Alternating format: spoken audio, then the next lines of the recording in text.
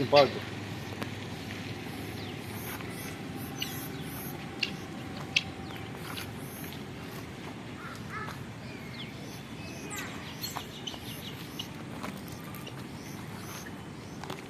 ಇದು ಕ್ಲೋಸ್ ಅಮ್ಮ.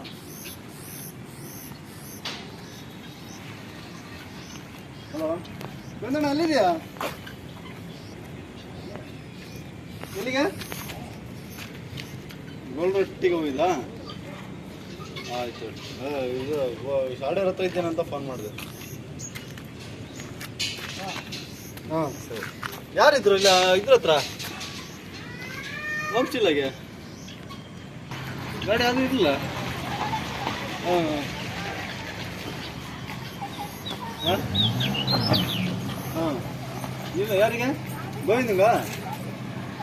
ಹಾಂ ಗೋವಿಂದ.